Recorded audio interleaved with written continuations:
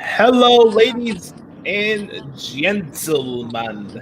It's yours truly, the one and only, the nefarious Brother Adam, and welcome everybody to episode 213 of the Hoots podcast. It is Thursday, July 9th, 2020. Hope you guys are having a wonderful week so far. You can follow me on Twitter at the Hoots Podcast. I'm also on Instagram, Joshie Lopez 94, and at Josh Lopez Music. I am not alone this week. If you notice any difference of our audio this week, it's because we're in the middle of Brother Carter making the trek out west. So we have the road of Dericho this week, and we're alongside right now the director of operations, Brother Carter. What's going on, man? What's going on, Brother Adam? Good to see you as always. Yes, I am currently in the car of Dericho, making my way out west to my new palatial palace out west in Boulder, Colorado. Looking forward to that. I'll be there in about 3 hours. But nothing was going to stop me from making this podcast the best ever, simply because the director of operations is here. I'm thrilled to be here. Everybody on the social media sites, you can follow me on Twitter at Derek Stoughton. You can follow me on Instagram at Dericho06. Also, be sure to check out my work on WrestlingRumors.net and everything that's going on with that. But thrilled to be here. Thrilled to talk some wrestling with all of you guys this week. It's going to be a good week. Or it's been a good week. Yes. Also, make sure to subscribe to the podcast right now on our YouTube channel so you never miss an episode. And same thing applies to iTunes, Spotify, anywhere you get your podcasts from. Also, one last plug. Make sure to check out the TBD Wrestling Podcast, our good brother Matt McCool's new wrestling show. So support the good brother on that end. And ProWrestlingTranscriptions.com, baby. Go check out that website as well. All right. I don't have much to talk about when it comes to sports this week, besides, DeSean Jackson being a nimrod. Brother Carter, every time we talk, we always say when it comes to people acting like nimrods, you should consider the source you're going with, right? I think the same thing applies here when you're sourcing Hitler while you're trying to educate people. And I think that's just absolutely ridiculous. I'm not going to go on it and go on a 20-minute soliloquy about this, but again, folks, consider the source before you say something or even post something on social media. So that would be my tip for today. Yeah, I agree with you 100%, Josh. It's just, I've said many times on this program, check your sources, make sure that, you're reporting, excuse me, make sure that you're really reporting from legitimate sources before you start posting things. Also, you've got to be very careful what you post on social media.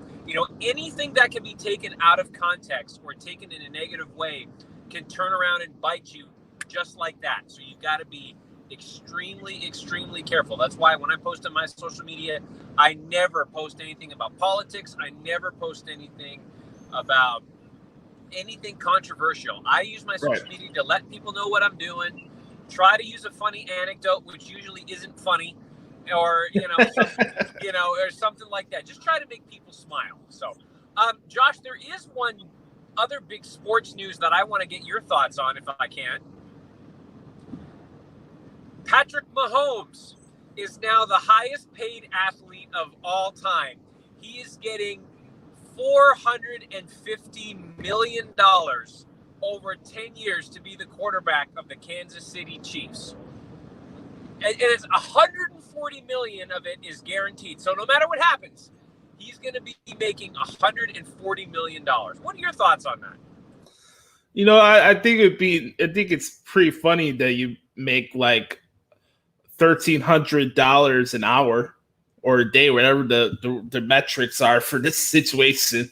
It's absolutely ridiculous. Real quick, here's my question for everybody: does Andy Reid come with that 10-year contract? Because that's what I want to know. Why in the blue hell would you give almost $500 million to a quarterback you don't even know that's going to be good in 5 years? I'm not saying that Patrick Mahomes is not a good quarterback or he's one of the top players in the league, blah, blah, blah, blah. I think a lot of people in sports media have a lot of recency bias, so I think they're rushing Patrick Mahomes to being the face of the NFL as opposed to him actually being the face of the NFL. He's a great player. I'm not going to take anything away from his talents, but I think it's kind of let's say you're a Saints fan and Drew Brees is no longer the quarterback. Let's say you had like some guy that came out of nowhere and had 2 really good years. Are you really going to give $500 million to somebody you don't know that you can rely on 10 years down the road? That's my question for everybody. Right. I agree with you completely, Josh. And, it's funny. You're talking about the Saints. They could find themselves in that situation once Drew Brees retires and the backup comes in. And if he has one good season, okay, so he has one good season. Are you all of a sudden going to try to keep him there? And I know that they were Patrick Mahomes is probably the best. You could make an argument he's the best quarterback in the NFL, and he's young and he's only going to get better, which is scary. But you're right. Like, what if he gets hurt? What if in the first game he gets a career-ending injury? I mean, it could happen. It could happen. It happens all the time. And then all of a sudden, he's going to collect a $140 million paycheck for basically doing nothing. So, to me, that's a little bogus. Now, a lot of people are going to say he's worth every single penny. And again, nothing against Patrick Mahomes. I think he's an incredible athlete. I wish nothing but the best for him. But that seems like a pretty astronomical number, especially in considering the times that we're living in, as far as, people struggling for, because who knows if there's even going to be fans in the game. So can the Chiefs, are they going to be able to have the revenue to pay him? You just never know. No, you never know. And again, let's say 3 years down the road, are you going to give Travis Kelce $100 million when he's probably at the last leg or the last stretch of his career? Are you going to give Tyreek Hill over $100 million whenever he re-signs his contract? Like, I don't get it. Hell, even Thumper doesn't even get the contract. It's absolutely ridiculous. Here's where I draw the line when it comes to quarterbacks. And again, I'm not trying to say that Patrick Mahomes is a system quarterback, but let's say out of any of the 10 other teams that passed on Patrick Mahomes before the Chiefs traded up to get him that draft, where would Patrick Mahomes be right now without Andy Reid? That's my question. I mean, I always say this, even if there's something I disagree with, I'd be like, you know what? You do you, I do me. That was the Chiefs' prerogative. They wanted to give him over $450 million. I'm not saying give him. I'm not telling them to give him a $50 million contract extension. That'd be kind of bogus, right?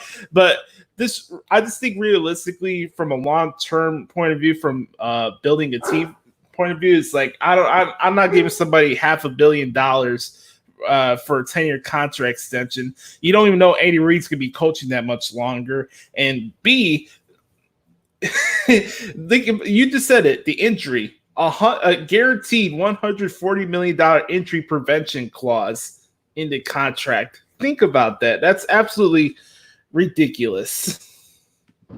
I know it. And you're right, John. And Andy Reid, what else does he have left to prove? He's finally got his Super Bowl. He finally got the job done. Now, and I'm not sure, the Chiefs, I would imagine, would be Super Bowl contenders again this year. So maybe he wants to just try to get the repeat and then shut her down. But, I guess, is Patrick Mahomes so good that no matter what coach comes in, he can fit into the system and make it work? I'm guessing that's what the Chiefs are banking on. I don't know. I don't know. But I agree with you. I don't think Patrick Mahomes obviously is going to outlast Andy Reid in Kansas City. But we'll see. That's a very good point about Andy Reid for sure. Do you think that sports relies, let's say the sports media, do you think they rely too much on recency bias? Oh, that's difficult. I mean, That's difficult to say because there is so much racial bias when it comes to sports media and stuff like that. But but at the end of the day, the athletes can play, and so it's like, how can you not? So I don't know. I'm not talking racial bias. I'm talking recency bias. Oh, I thought you said racial bias. I'm so sorry, Josh. Can you tell that I'm a little bit tired? The brain of Dericho is a little bit tired. So it's okay, bud. I have no idea, Josh. I have no idea how to answer that. What do you think? Well, I think they do, especially when it comes to the NBA. They have a lot of recency bias. Maybe I'm just a prisoner of watching First Take and some of these hot take shows where they need to bloviate and yell at each other for 2 hours just to expand and prop up an athlete more than what they should be.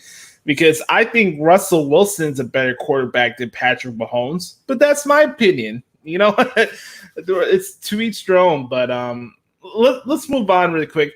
We're kind of switching the format. Usually we would save the AEW conversation towards the end of the show, but we're flipping the script this week because that's probably the main thing everybody wants to talk about right now. And we got our monologue out of the way, so we could dive into the hot button wrestling Twitter conversation of the week. What was better, Fyter Fest or the Great American Bash? Everybody wants to know. Well, Josh, I actually, by and large, we're starting with AEW, right? I will run down NXT first, the Great American Bash, since I covered it last night. I figured it's like I wanted to knock those out of the way. I've been just going nonstop with these transfers. I needed like a day to simmer down a little bit. So which is cool about today, where I can just record the show, relax, and then we get the audio version back from YouTube at freaking midnight tonight because StreamYard's an asshole. So I have more time to actually relax and cool my brains for once this week. And so let me run down NXT real quick. We had night 2 of the Great American Bash. We had Mia Yim and Candice LeRae kicking off the show on a street fight. A brutal street fight to the point where Yim drop kicked Candice LeRae through a foot table. They're fighting on a podium all throughout Full Sail University. This is all a big Donnybrook. These ladies have been beating the crap out of each other, and and here's the thing: sometimes with street fights, I think maybe there's much of it dependent on the gimmicks instead of actually feeling it as a fight. When I was watching Candice and Mia last night, it felt like a fight, and they weren't just, okay, here's the street fight, we're just gonna hit each other with weapons just for the hell of it. They're actually intent and harm of what they wanted to do each other, and you don't get that a lot in a lot of street fights or gimmicky matches that's applied to them, which is maybe it's a conversation we can have in a couple weeks about the Extreme Rules pay-per-view and that stuff down the road. But Candice LeRae won with an avalanche, swinging that breaker onto a pile of chairs, which was a really nasty spot and well executed, by the way. I got to give credit where credit's due because that's not easy to do it. Burkhardt, they had a table placed on the top turnbuckle, and they were both teetering on it before they did the move. The position you have to do that is just marvelous. Other standouts, you had Johnny Gargano had a really good match with Isaiah Swerve Scott. I'm a big Swerve Scott fan, just seeing his work in Lucha Underground as Killshot. He's also a former MLW champion as well. And I think Swerve Scott got a big feature in him. And I'm kind of surprised. I'm actually enjoying the Johnny Gargano heel run right now. He's doing some good work right now. So get a shout out to Johnny Gargano. And then really quick before you chime in, Brother Carter, the big parts of the show was hyping up Tegan Nox and Io Shirai next week for the NXT Women's Championship. Nice video package. We had Bree Zango and Drake Maverick. How about that as a cast of characters? A 6-man tag with those guys and Legado del Fantasma, the new faction in NXT, which I'm really enjoying. It's cool. The approach they're going with that faction, Brother Carter, they're trying to restore honor to Lucha Libre Wrestling besides relying on mass. So it's kind of like Imperium but for Mexican wrestling. So it's a little different twist. I kind of dig it actually. And then Keith Lee, Adam Cole, winner takes all. Absolute barn burner of a match. Adam Cole's historic NXT title reign came to an end last night, 403 days as a champion, going down to Keith Lee in the big main catastrophe. Lots of super kicks, some really cool false finishes. Keith Lee likes doing that pulse to the plexiglass on the outsides on some of these shows. Well, Cole actually sidestepped this time, which was a smart move to do. It was a pretty smooth spot. So, congrats to Keith Lee. Well deserved on becoming the new NXT champion and still your remaining NXT North American champion as well. The first NXT superstar to hold both titles at the same time. So, pretty cool night went down at Full Sail University. So that's really what went down on the Great American Bash. And I know you were able to catch the show last night, but is there anything that stood out from you from what I just mentioned? Yeah, obviously the congratulations to Keith Lee ending Adam Cole's historic NXT title reign, and I think that's going to go down as in history as one of the defining moments of NXT, and for Keith Lee, like, well deserved. I mean, Keith Lee is a superstar, and he's going to have a very, very long future in WWE. There's no question. I guess the big question now is, where does Adam Cole go from here?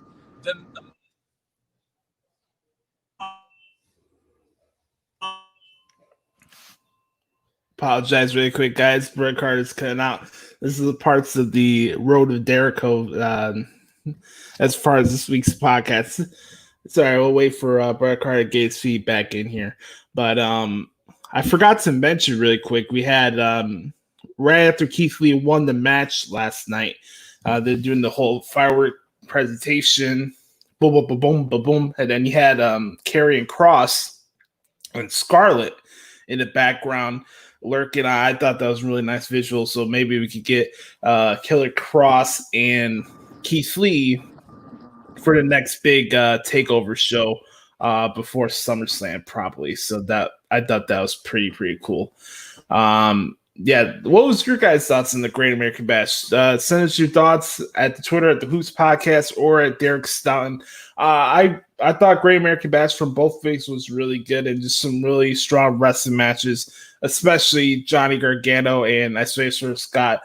They don't have a lot of beef with each other or anything like that, but still, like, these guys are having a barn burner of a match. It's a match I totally recommend, and I had a fun time transcribing it as well. So, going back here, see if anything else stood out. I thought Bronson Reed and Tony Nese also had a pretty solid match for what it was. It wasn't anything like earth-shattering, but Bronson Reed picked up a victory and continuing on his momentum. So Bret Carter cut out really quick. Hopefully he can get back in. Like I said, the unpredictability of the road and Wi-Fi connection. So you really don't know how this is going to go. But as we wait for Bret Carter to return, I think it's time to recap what went down on AEW Fyter Fest Night number 2. So I think by and large, and I think Bret Carter will attest to this, I thought Fyter Fest was pretty good last night. I think I preferred the matches on night 2 more than I did on night 1. There's several save for our weekly What's Wrong with AEW segment. But I think by and large, just from top to bottom, I thought Fyter Fest was a good show. We got Bret Carter back here in the building, back on the road to Dericho. Hey, sorry about that, guys. Real quick, I'll be quick in case I go out again. But where does Adam Cole go from here? The obvious choice would be to go to Raw. I don't know if he brings the Undisputed Era with him and that becomes the stable there, or they try to take over and say, oh, it's our time now. We didn't need Adam Cole. Or does he stay there and try to help build the brand? I don't know. I think Adam Cole's going to go to Raw and bring the Undisputed Era with him, but that's what I think. What do you think is going to happen, Josh? Here's my question. Do you think Adam Cole's the messenger? Oh, I didn't think about that. That's not a bad idea. But that would be on SmackDown, though. And does SmackDown need Adam Cole? Because I think Raw needs Adam Cole more than SmackDown does. I will disagree with you on that, and I think SmackDown needs another bigger heel for the world title scene. And the only reason I'm bringing this up because you have a guy staring at a camera, right? It has all these different feeds of what's going on, whatever, blah blah blah. What's the thing you always see for the Undisputed Era before they come out? Shock the system, right? What if Undisputed Era is behind this whole messaging thing, and they're the one that attacked Jeff Hardy in the parking lot and Elias when they had the whole thing with Sheamus, and everybody's like, oh, really? You're going to fake a DUI on Jeff Hardy? What if that was the Undisputed Era that attacked him? I'm just throwing it out there. You know me. I've probably been one of the few wrestling media members that's been really gung-ho on what the messenger is, who's it going to be, blah, blah, blah. It has me intrigued. So either way, I'm wrong. I'm probably wrong. I'm mostly wrong on this type of stuff anyway. But nonetheless, it's just an idea. Would you guys like to see Adam Cole as the messenger? And as you cut out, I was saying they had Killer Cross lurking in the background while Keith Lee was celebrating. It was a pretty nice visual, so it's pretty cool to see Killer Cross and Keith Lee down the road. All right, Fyter Fest. Before we get into our big old segment, let's talk about the good stuff. We'll get into Fyter Fest right now. Just overall, from top to bottom, what was your thoughts on the show, and what stood out to you? Overall, I thought Fyter Fest Night 2 was a great show. I really enjoyed the opening tag team match. I think Private Party may have had their coming out party. They looked great against Kenny Omega and Hangman Adam Page, so I really enjoyed that. I thought that was a really good match. Let's see, what else do I enjoy? We're gonna get into the 8-man tag match a little bit, and I thought that the action in the 8-man tag match was cool. I thought there were some really cool spots. Obviously, it's 8 very good athletes doing what they do. So I actually enjoyed the 8-man tag match, but I could definitely see how there's a problem, how you could be a problem with the chemistry and the tagging and stuff like that. And we're going to get to that here in a little bit, I'm sure. I don't think they aired this on the actual show, but they had the Puppy Battle Royal on YouTube. I don't know if you saw that. Yeah. Hey, well, you know what? I thought it was, people are going to probably, poo-poo on that idea, but I thought it was kind of cute. And, they were obviously doing a good cause and trying to help, do a good promotion. And it gave MJF some more, time, which is always a good thing. Yes. That was great. And then Orange Cassidy and Chris Jericho put on a great match, and I really enjoyed that. Orange Cassidy is a superstar. There's just no other way to say it, but Orange Cassidy is a superstar. Looked great in his match against the Champion. Overall, I really enjoyed Fyter Fest Night 2. I thought in-ring action was just wonderful, and I was glad I caught the show. But there's definitely some things that stuck out, which we'll get into in a little bit. But overall, great show. Yeah, I was saying I think I enjoyed the matches on Night 2 more than I enjoyed Night 1. There wasn't a part of the show where there was shenanigans like the Cody Rhodes Jake Hager match, which we rightfully bashed last week. So okay, here's what stood out to me. While it was a very good athletic match with Omega and Page with Private Party, I thought that was fine for what it was. It's something I'm tying into later on with just tag matches have to have a story and not just moves. It was a good athletic contest. You could either it was that match or the 8-man tag as well. There's just a lot of moves. But what else stood out? I really enjoyed the SCU match with Dark Order and Colt Cabana. I thought that was a pretty good match. Nyla Rose came back. She did a thing with their squash match, but Nyla Rose says she wants to get another shot at the AEW Women's World Title. And then we had Lance Archer beating Jelly Janela. Pretty solid match.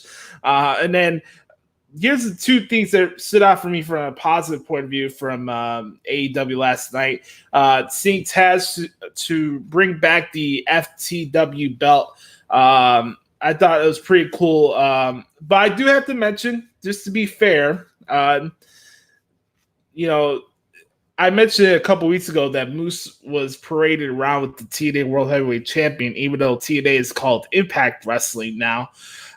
And I'll finish my point when we get to our segment, because I've been consistent with pointing out double standards and hypocrisies when it comes to these wrestling shows. So I just really enjoyed Taz's promo, and honestly, he's been really leading the charge of building up this Jon Moxley Brian Cage match, which will take place at Fight for the Fallen next Wednesday. And I think Taz has just been cutting some good promos. So I thought the concept of adding the SCW belt to Brian Cage fits with what those guys are doing. And if Taz wanted to pass that down to him, he has more power to do so. And I think it's pretty prior knowledge that I think Tony Khan's favorite wrestling promotion as a kid or teenager was ECW. So I can understand why they brought that back and why they're emphasizing so much on Taz recently. But go ahead, Brother Carter. Yeah, my only concern with that, and you're right, Josh, Taz has been incredible in this, and he's got some good promos, and there's a reason why Taz is one of the best of all time. No question.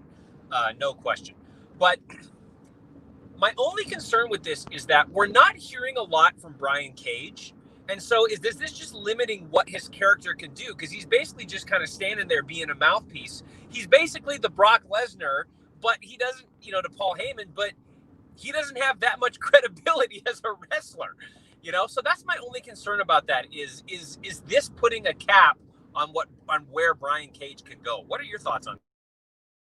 It could, but also I heard Brian Cage's promos at Impact, and not a lot of people are missing much. So it's kind of like a mix. It's kind of like a mixed bag, as opposed to Jake Hager.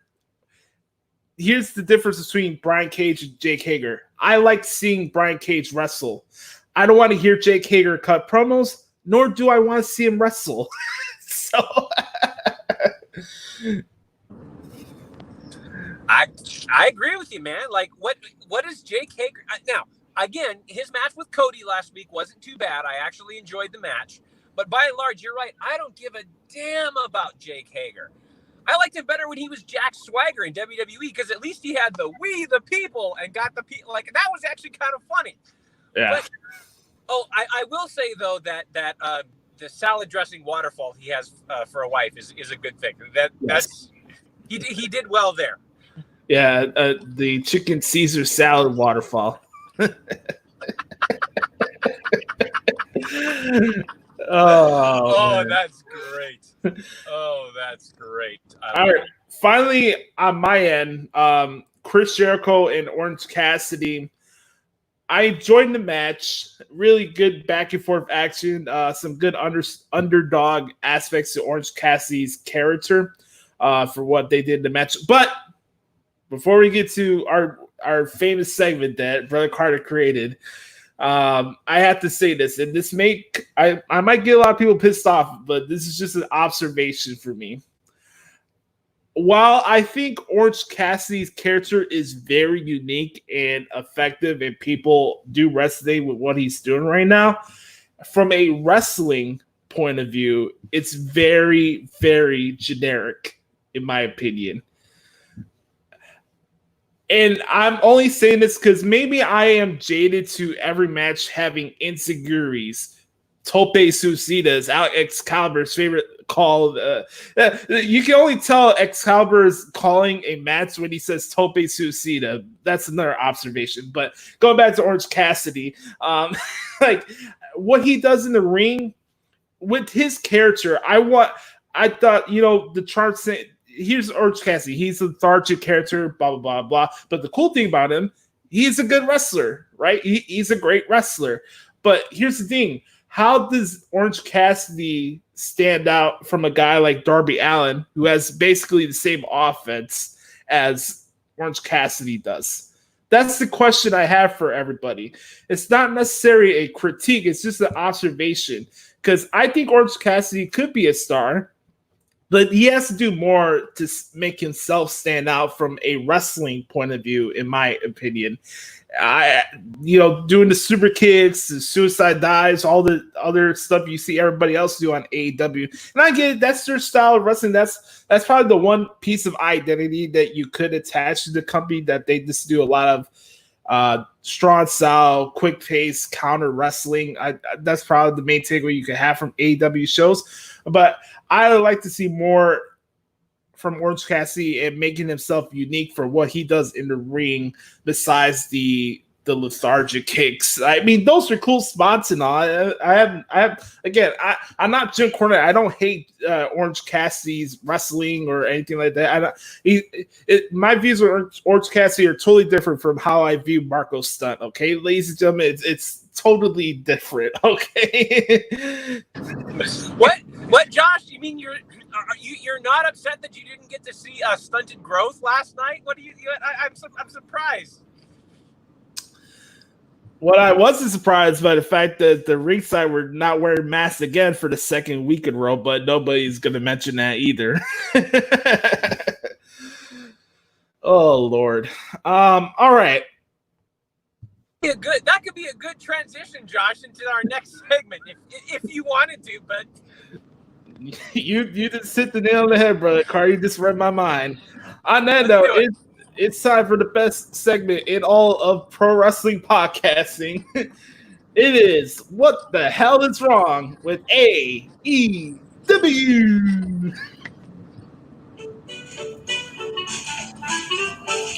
It's time for What the Hell is Wrong with AEW?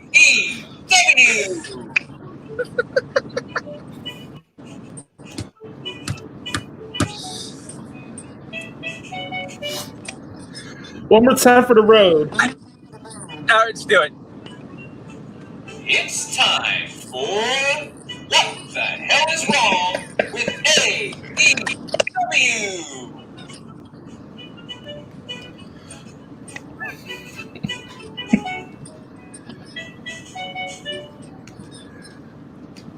I don't think I'm ever going to get tired of hearing that song, Josh. I don't think I ever will.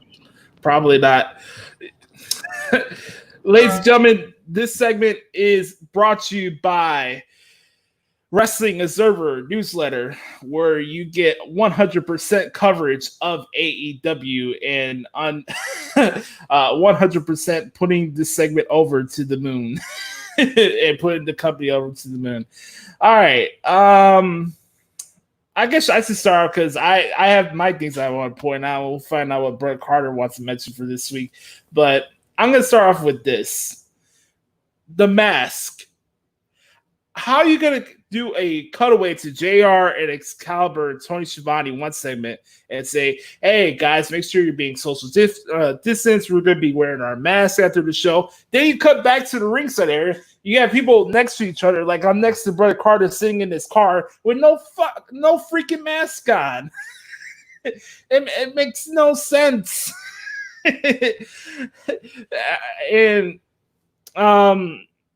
yeah, I just think it's kind of funny. This is the same company that dropped the sloppy shop line last week, but they don't want their talents to wear masks at ringside, even though they did temperature checks and they did their testing. So here's their excuse, Brett Carter, just because they got the little yellow like wristband that makes them have the approval to be around the area, right, at ringside. That means they're not required to wear masks. Well, by the way, which state are these shows being recorded in? Oh, I forgot. Florida, the hub of new waves of cases of coronavirus. Oh, Lord. And then let's see what else really stood out really quick. Bret Carter froze on us really quick. Are you back? Let's see.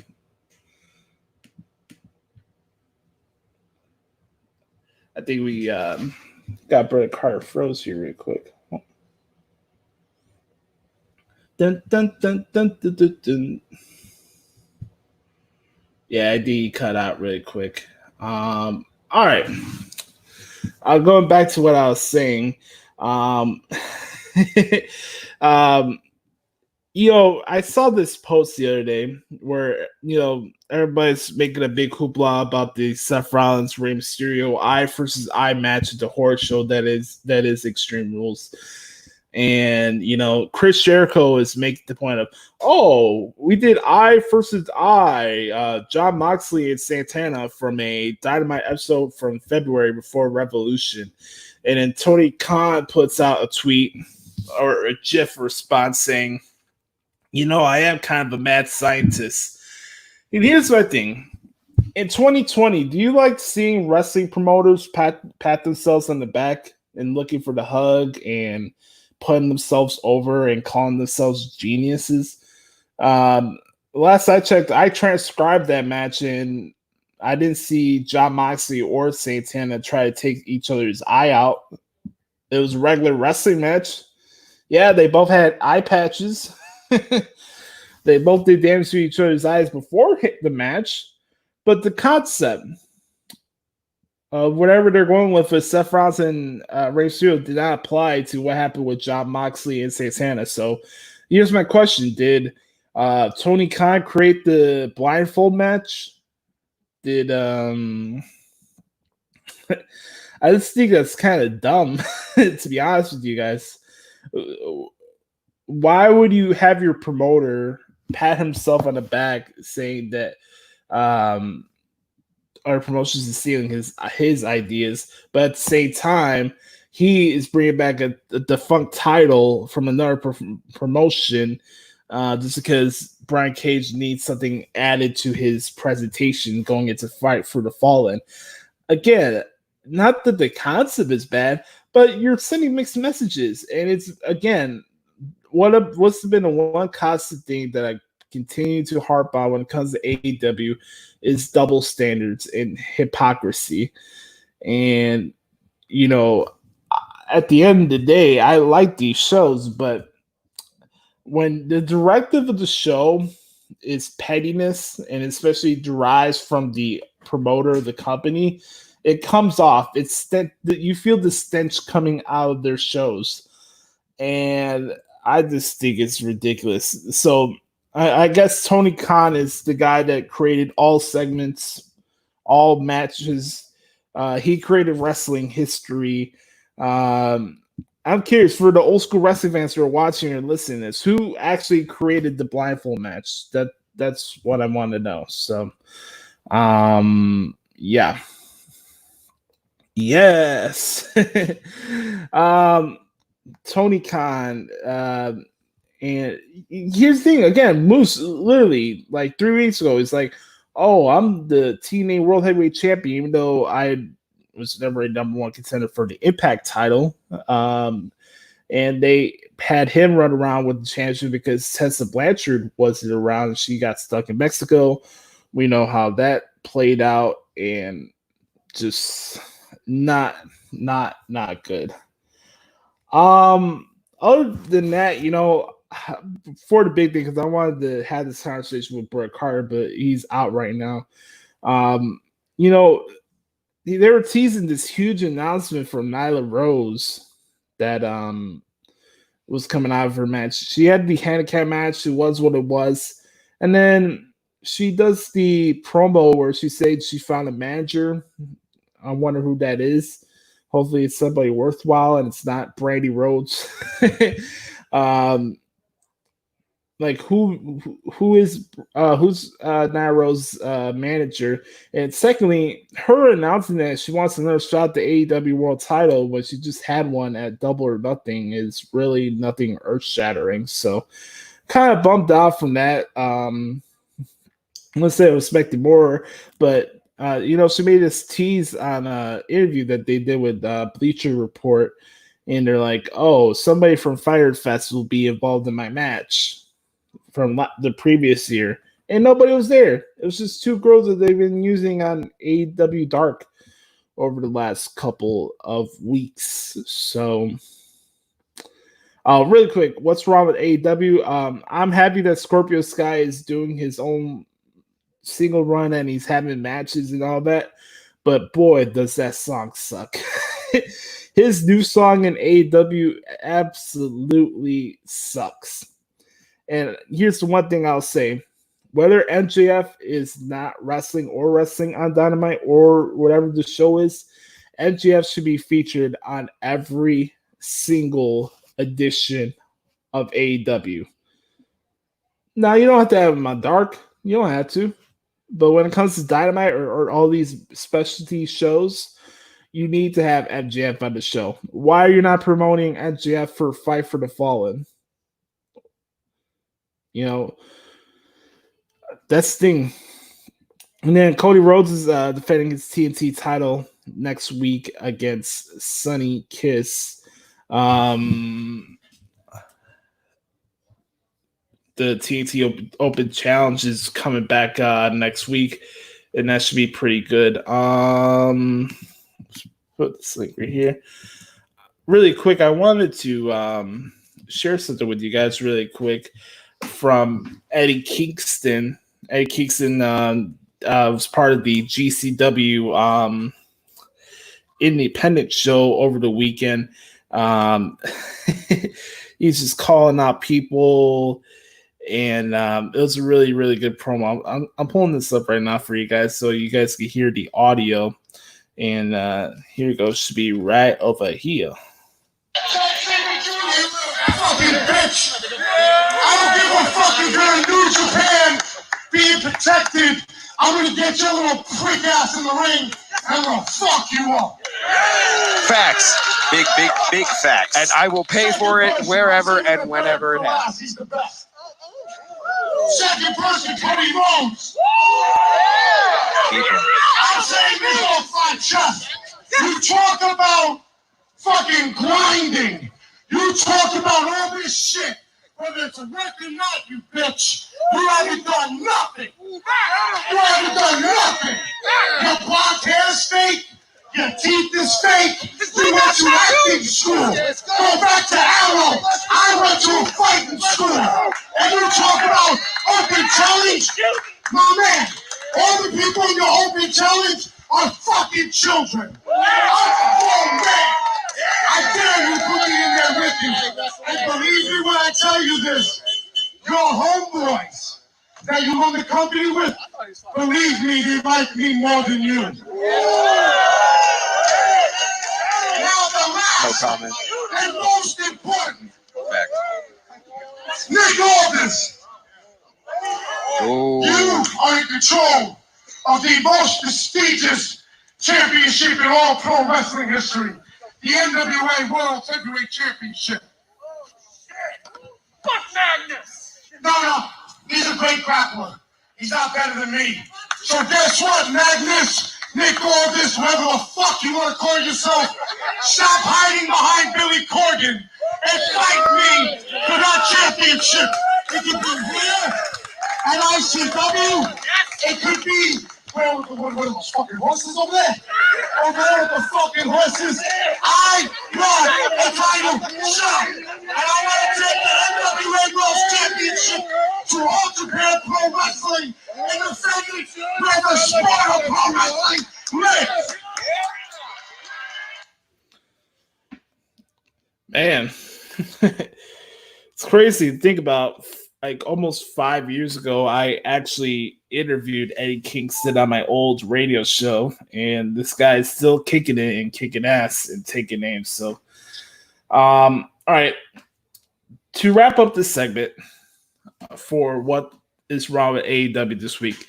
Again, I thought Fyter Fest was good, and the main issue that I really had with the show last night was the 8-man tag team match. And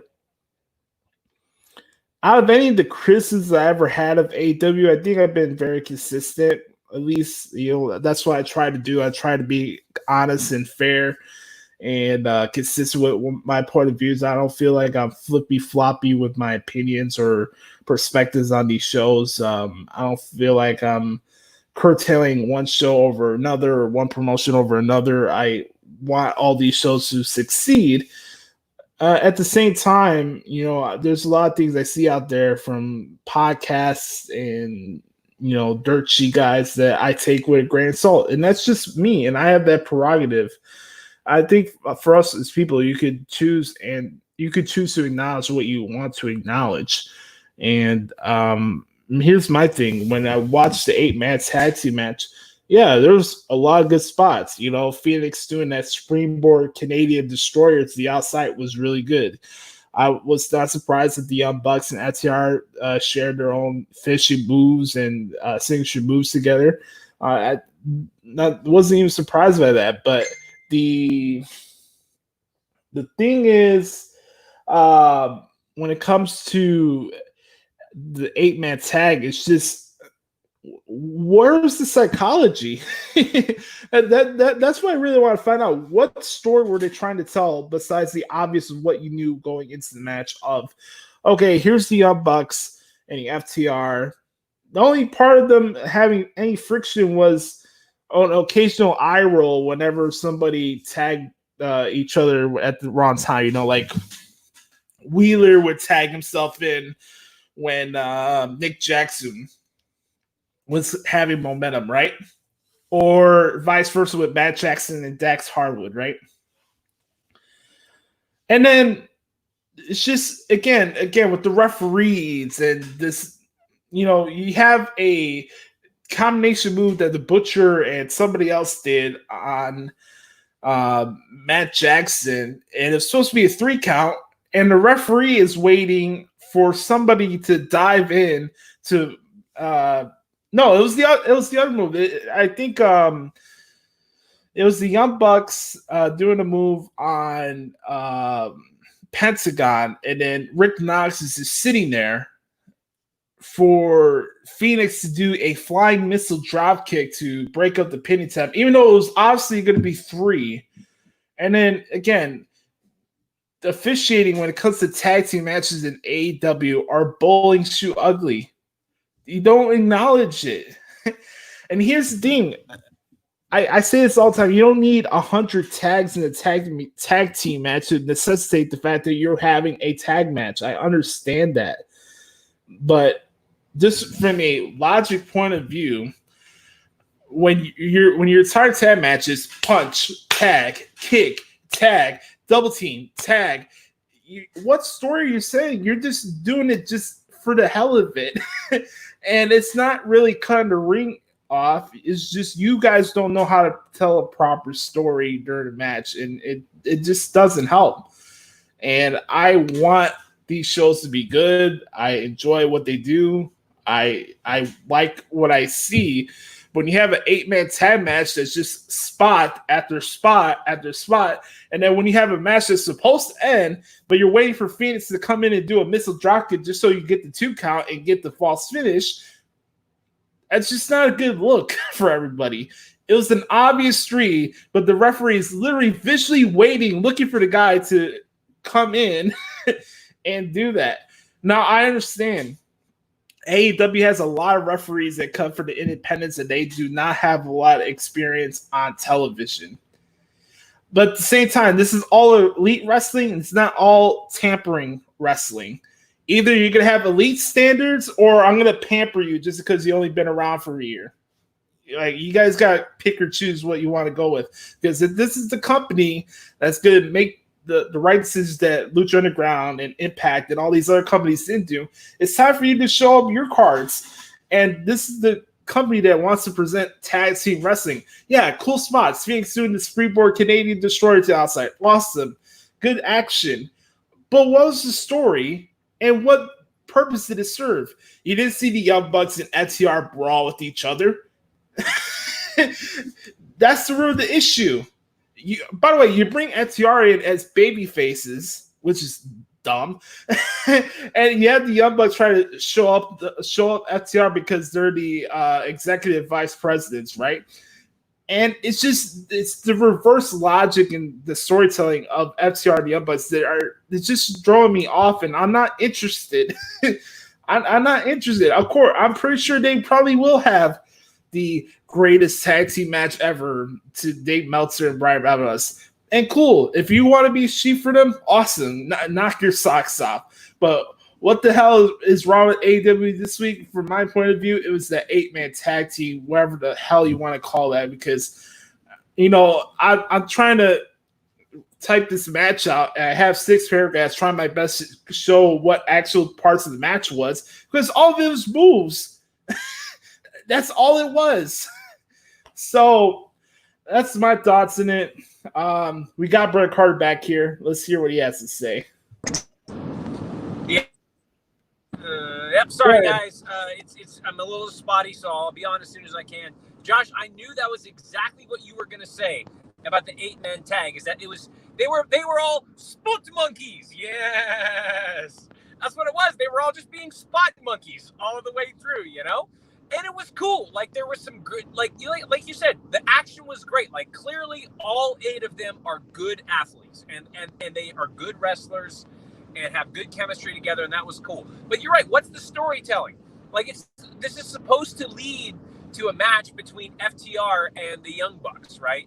And you know that the FTR is going to turn heel at some point, turn on the Young Bucks, and that's going to be the match down the road, and you get that. But I knew that's exactly where you were going to go with that, is where's the continuity, and tag after tag after tag. There was one point where all 4 of the FTR and Young Bucks tagged each other in just to take advantage of that new 10-second rule in AEW so that they all come in and get their spots in. Go ahead. You just brought that up. 4 baby faces did simultaneous tags to manipulate a 10 count. Think about that. Who are the heels? Do we have 8 heels here? We have 8 gray area characters? Is that what we're going with over here? Come on, man. And not only that, this is coming from the same team that were on Busted Open the other day saying that, Lucha Brothers don't respect real tag team wrestling and holding the tag rope and all this. And they're part of the shenanigans too. Running in when you're not supposed to be in the match and doing counter spots when you're not supposed to be in the match. It's just ass backwards, in my opinion. That's all. But again, it's not to say that they didn't have good action, but when your entire match layout is move, tag, bum, bum, bum, bum, bum, bum. Yeah, let's say like you're a conductor, right, Brother Carter, and you're having a wonderful song. You just conduct this great piece of musical brilliance, but there's no texture. The rhythm is off. The key signature is all over the place. Would anybody care? That's what I want to know. Hold up. Here we go. I was gonna say. Yeah. What did you say? Faces doing heel tactics. What are they? Cody? Yeah. Have you ever noticed, Josh? That's what the Elite has been doing. The Elite has been doing heel. They're all faces, but they're using heel tactics. Like, I thought they were supposed to be the Elite that are going to change the world and stuff. But it's ridiculous. Don't even get me started on that. You mentioned this, Josh. Another thing. What the hell is wrong? The referees again were horrible last night. They were awful. They were all out of position. They were, like you said, he was waiting for them. Okay, now I'll make my count. Like, that's not what you're supposed to do. Aubrey Edwards, and I know she's a female wrestler or referee, and that's very cool. But and I'm glad that she's getting that opportunity. But she's not good. Aubrey Edwards is not good at her job. Right. She's, and I'm like, you can tell she's out of place. Jimmy Corderas hit the nail on the head. The refereeing has to be addressed. Another thing, Josh, I thought Big Swole was not good last night. No, not good at all. I was not a fan of Big Swole at all when she was getting served. Like, she didn't play that up well at all. I thought she was a complete mess last night. I was not a huge fan of the Lance Archer and Jelly Janela match. Honestly, I thought it was very obvious what they were trying to do, and trying to get the spots. And Lance Archer is just trying to do this, trying to be the big guy who thinks that he should get an AEW title shot coming up because he's just the big dude. So I didn't care for that, honestly, that much last night at all. So just a lot of stuff. So that part about it was were some things that I did not enjoy about AEW last night. Right. Yeah, and here's the thing, going back to what we've been mentioning the last couple weeks, this whole about, we got creative liberty now. We don't have any restrictions. We don't have any filters over what we do now. I don't think that's something to really brag about when your show doesn't have rules and there is no structure. It's not saying that it has to be like a tyrant and you have to walk on eggshells. But when I watch what's going on right now, it's just all over the place. That's just my observation, though. But on that note, what we're going to do here, we're going to play the outro clip and get into this week in WWE. Here we go. This has been What the Hell is Wrong with AEW?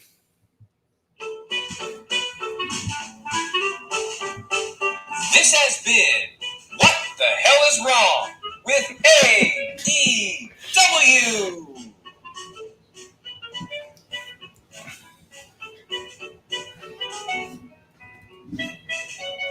Boom, boom. All right. That's awesome. Okay, really quick. Let me run down some of the matches that are coming up this weekend for New Japan Pro Wrestling. We got the finals of the New Japan Cup coming up this weekend, which I'll be covering on ProWrestlingTranscriptions.com.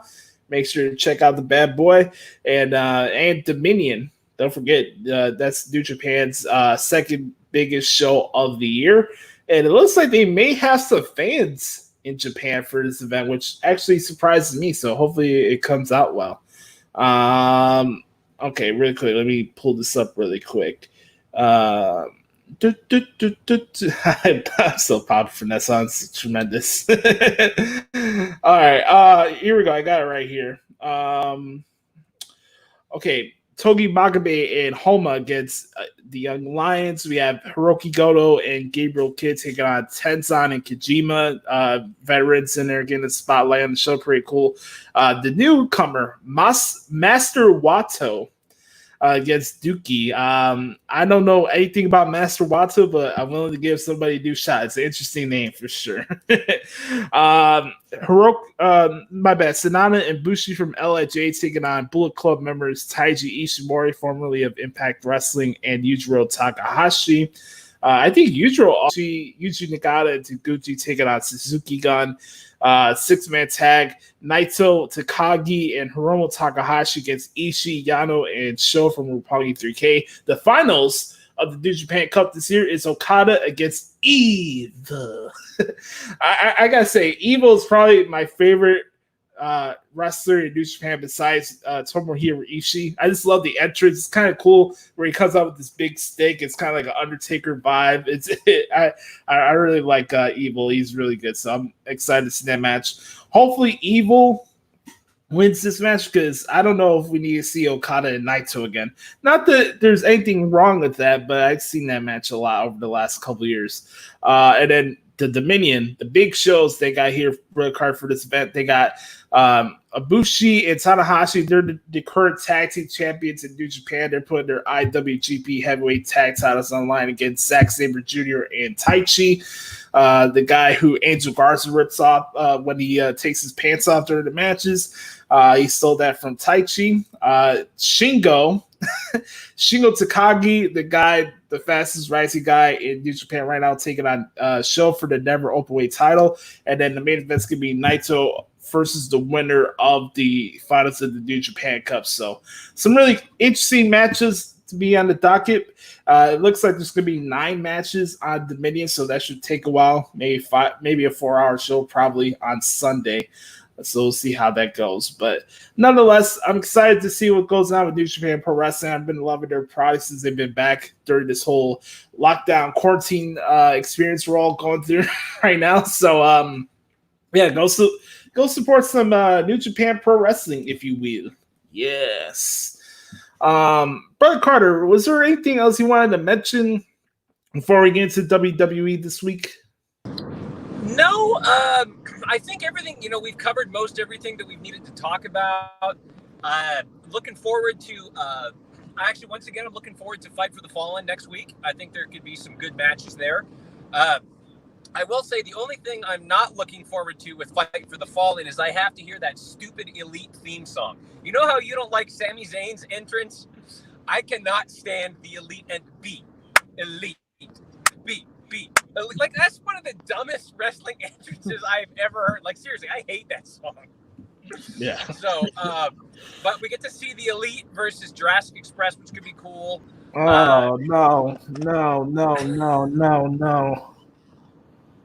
All right. Oh, because that means you get to see his stunted growth. All right.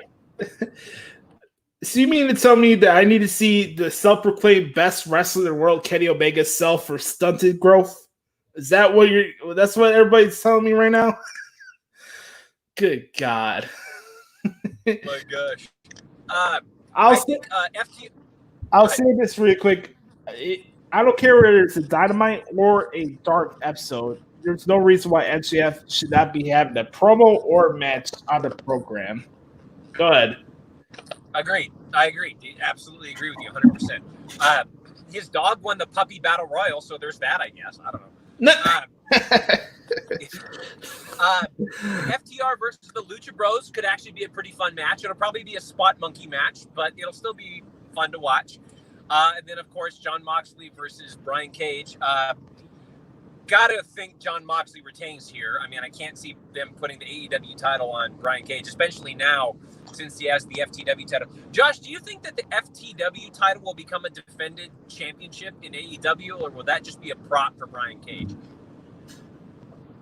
I think it'll be a prop for Brian Cage. Here's the thing. There's only been 2 holders of the FTW belt over years. It's been Taz and Sabu. Those are the only 2 guys that ever hold that championship, because that was the part of their feud, because Sabu was kind of like the face of ECW for a certain amount of time, and Taz felt like he was being ignored and not getting his opportunity, so that's why he created the belt in the first place.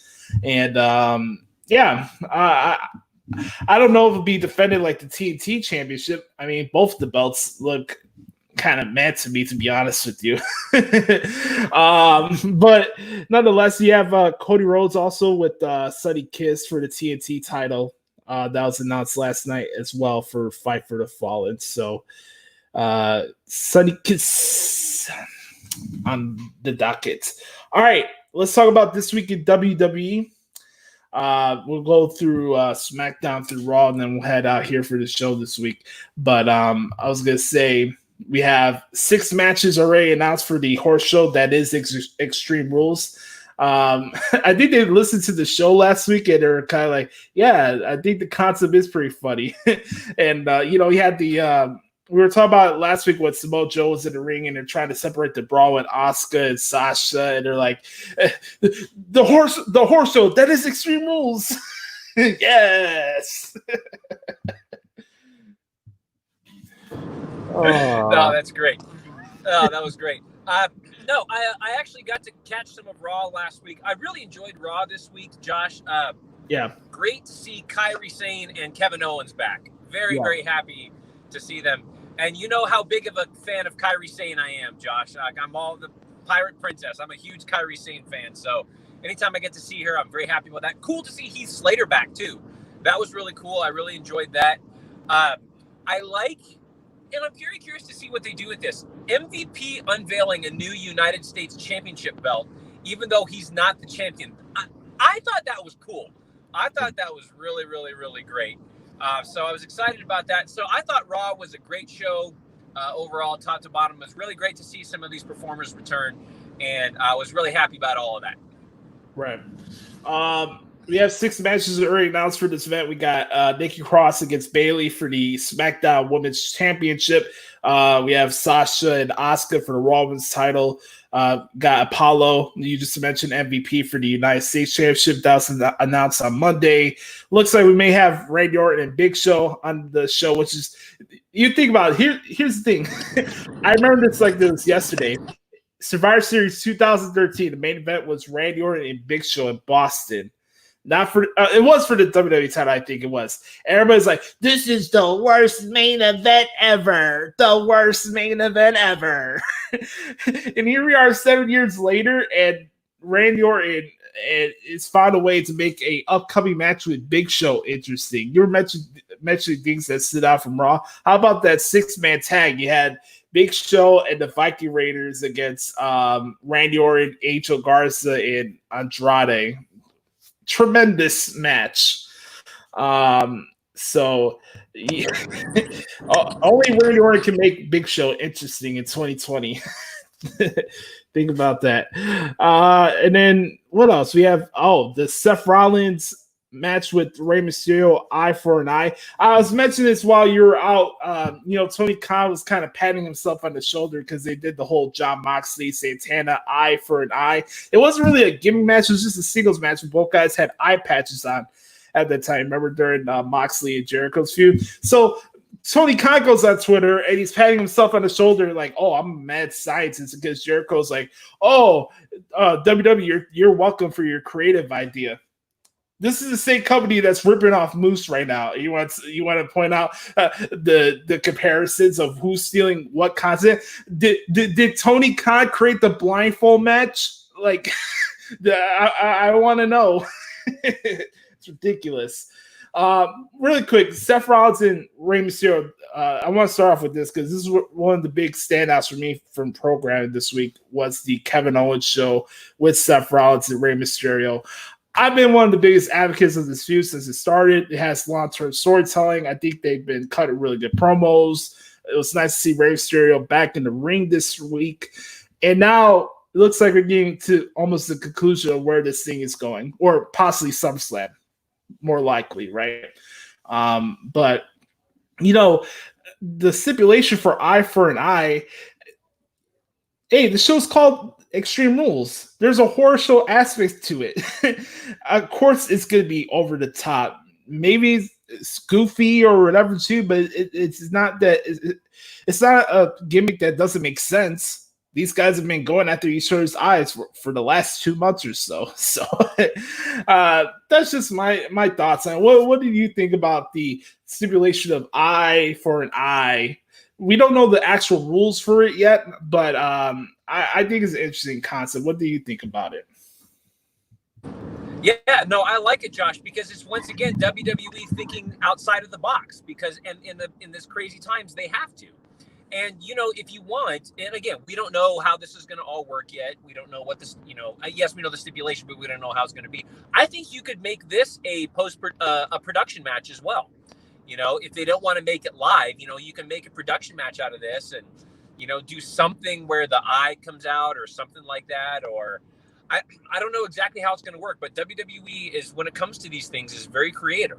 So I think it's new. I think it's different. I say, why not? Because again, in these trying times, you've got to do something to keep the product interesting. You've got to do something to try to put your own twist on it and keep fans engaged, because it's just tough to do these sorts of things at the Performance Center with no fans. So I like it. I say, props to WWE for thinking outside the box. And again, the horror show, why not have an eye for an eye match? I like it.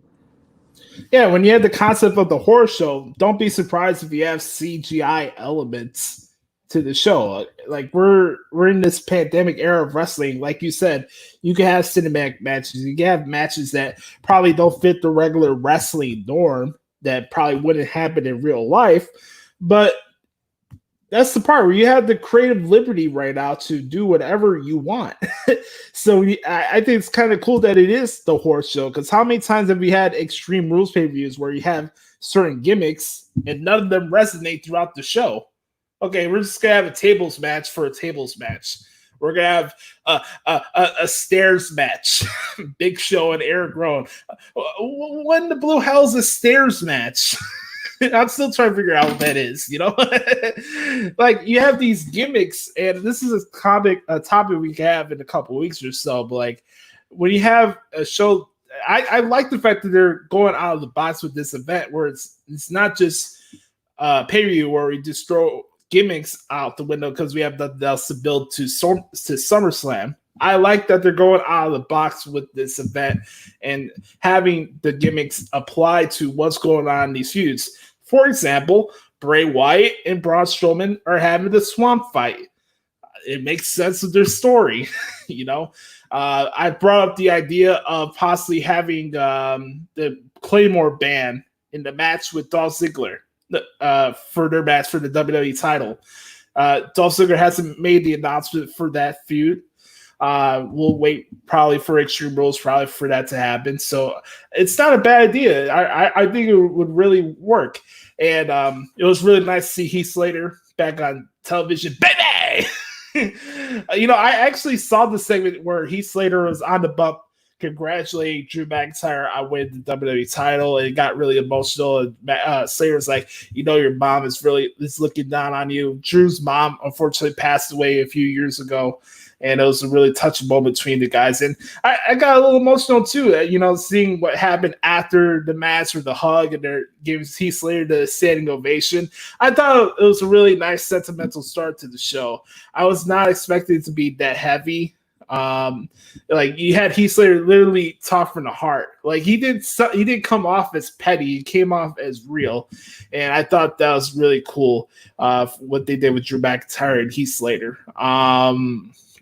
What else? We gotta figure out what's gonna happen with the Street Profits and the New Day. Who's gonna be putting the tag titles on the line at Extreme Rules? I want to see what happens there. Let's see. Oh, I forgot to mention. I thought Sasha and Kairi Sane's match was really good on Raw. That was actually the first time they actually had a singles match with each other. So I thought that was pretty impressive for what they pulled off there. And then let's talk about MVP, because MVP is literally the MVP of Raw right now. And I put this out on Twitter. I want to get your thoughts on this, Red Carter. What about the possibilities of whenever Samoa Joe comes back to the ring, his first feud is with Bobby Lashley and MVP, kind of like how it was in Impact? I love that idea. I think that they could put on an absolute classic. MVP is doing some of his best work that he's ever done. Bobby Lashley, thank God that they got Bobby Lashley away from Lana. And don't get me wrong, I love Lana. Don't get me wrong, I'm all about some Lana. But thank God that they took those two apart, and now Bobby Lashley can just do his thing. But he's doing some incredible work. So I'd love to see that. I actually think that if MVP keeps this up, they should give him a world title run. Why not? Because if he's doing this great of work, why not give him a world title run? That would be a wonderful way to end his career, and I would love to see that. But no, I'd love to see a Bobby Lashley, Samoa Joe MVP feud. I think that would be absolutely terrific. I'm also very happy. My girl, Kairi Sane, had a great match with the Boss, which I use that term very loosely. The Boss,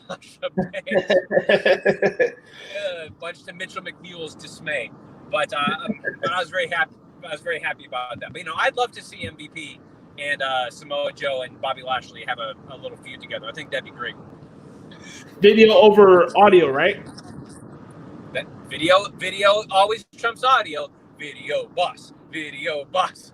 Video boss. Oh Lord.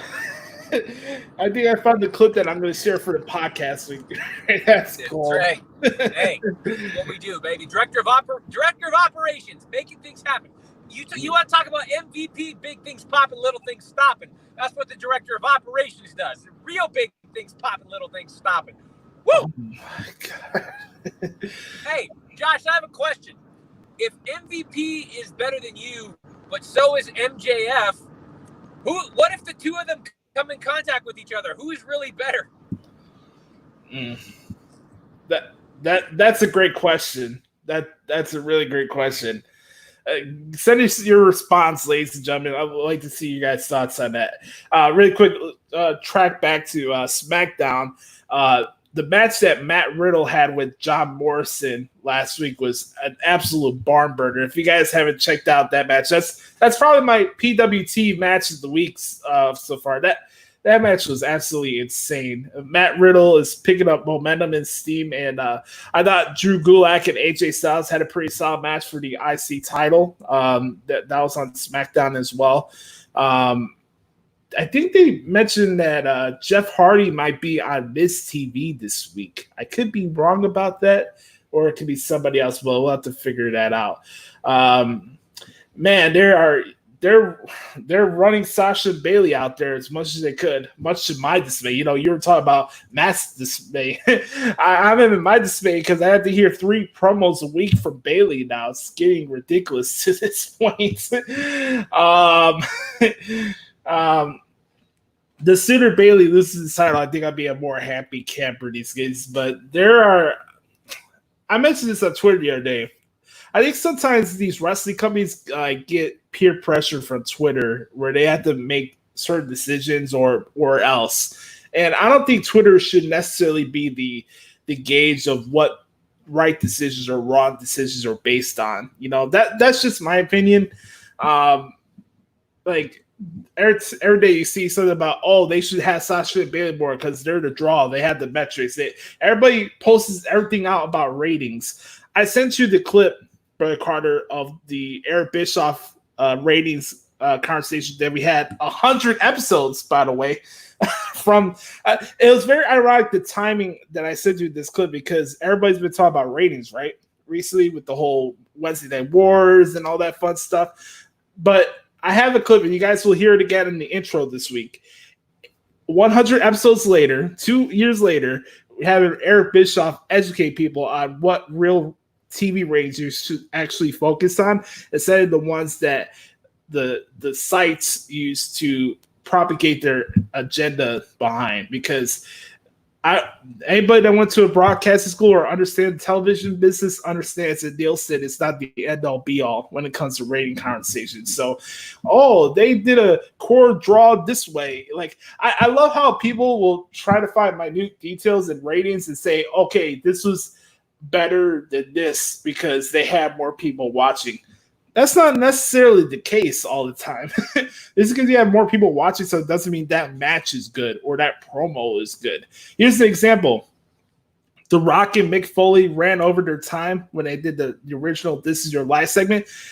That had an 8-something rating because it was good, not because who was in it. So this is my thoughts. I feel like they're kind of force-feeding Sasha and Bailey because they're the talk on Twitter now. I keep seeing people say, they're the best thing in wrestling right now. If you feel that way, cool. I disagree to disagree. I like what Sasha Banks is doing. Bailey, not so much. Well, and Josh, we've talked about this multiple times on this program, but, people do not watch television today the same way that they did 5 years ago, 10 years ago. People don't watch their programs live by and large. They DVR them and watch them later so they can fast forward through commercials. Now, you have YouTube TV, you've got Hulu TV, you've got all these streaming services that are tough to get a true reading on when it comes to the Nielsen ratings. And a lot of people get their clips from YouTube. If they can't watch the whole show for the week, WWE does a good job of putting their clips on YouTube of the stuff that you need to see. AEW does a good job with that as well, putting the things that you need to see on their YouTube channel, because that's the marketplace right now. That's how people are getting their content. So anyone who says that ratings is a big deal and blah blah blah, yes. Now, is ratings important? Sure. You need people watching your program, otherwise it's not going to be successful. And USA has to get their TV revenue, and TNT, they have to get their revenue from advertisers and stuff like that. So ratings are important in that aspect, but for the actual content of the show, people get their product in a way different way now. That's just how the modern day media consumption works. So anyone if ratings is going to be the hat that the hill that you die on, okay, but I think it's a losing battle.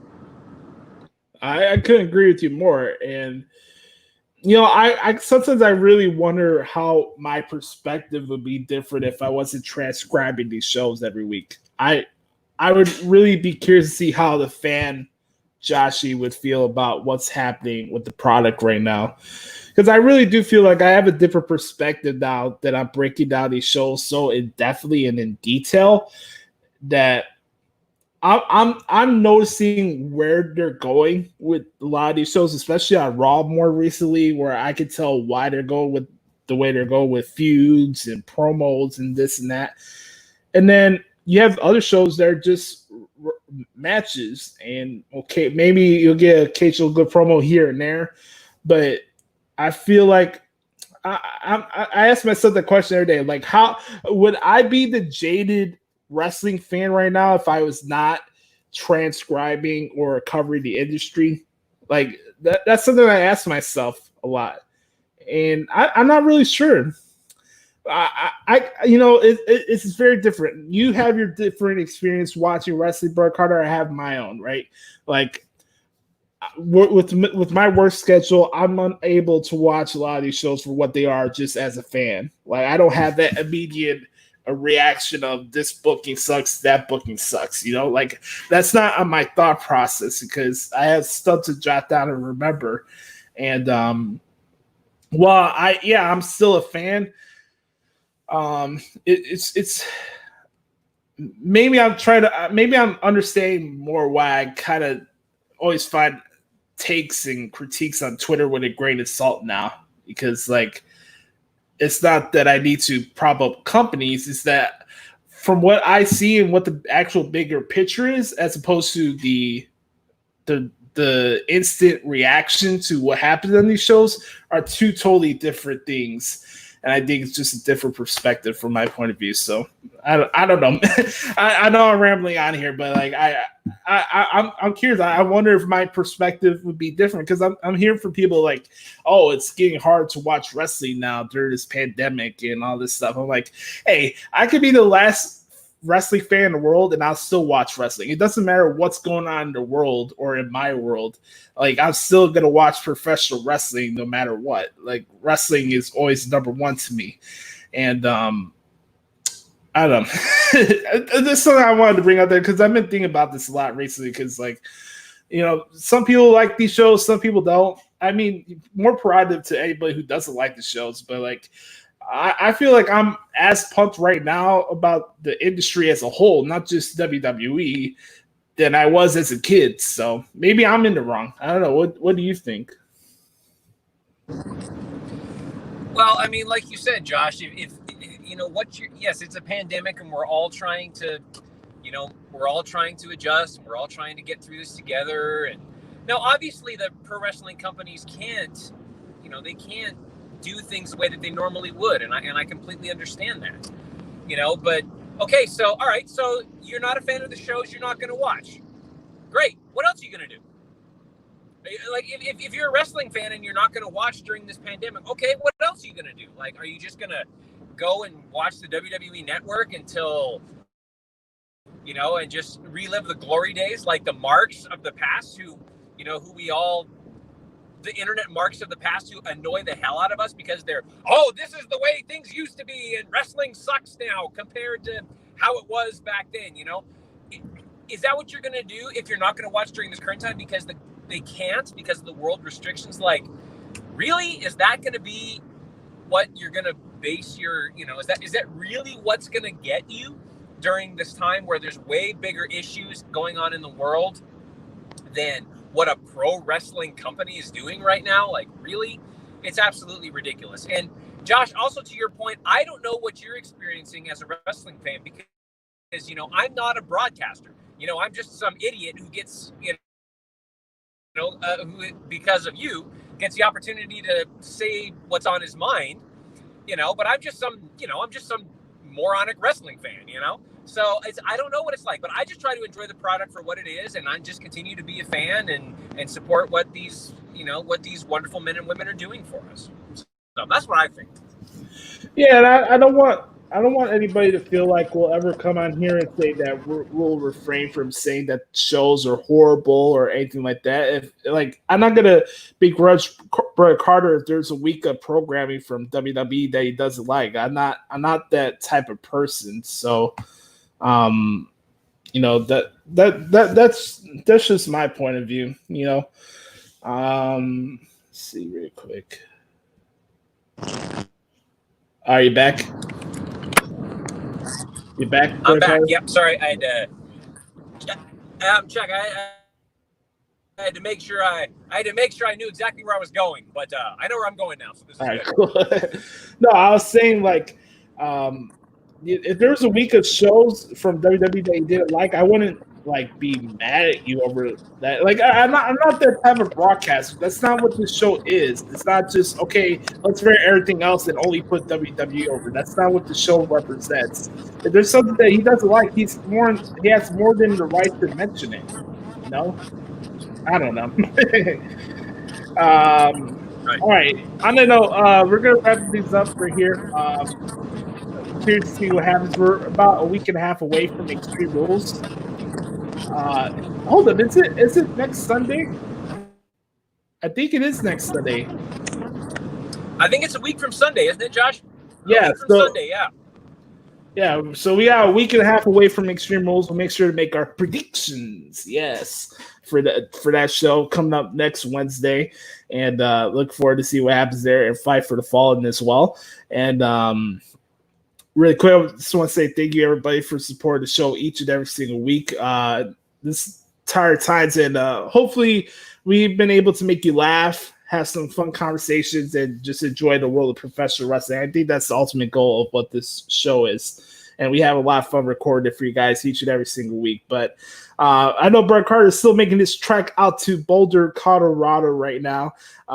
Brett Carter's on the road of Dericho, yes. And he's definitely keeping his seatbelt on, man. Make sure to follow. I got it right here. Right here. Yes. Make sure to follow Brother Carter on Twitter at Derek Stoughton. He's on Instagram at Dericho06. Make sure to check out his work at WrestlingRumors.net as well. He has a lot of good opinion pieces that you won't find anywhere else. So go support Brother Carter. And I wanted to mention this really quick. We got a composer on our show now. How about that? We got a composer of music now. Yes. Yeah. That's pretty cool. Yeah, I got my first piece published a little later, about a year ago, and I'm finally able to get that out going. So it's very, very exciting, and I hope there'll be more to come down the road. But that's pretty cool. The piece is called Malice.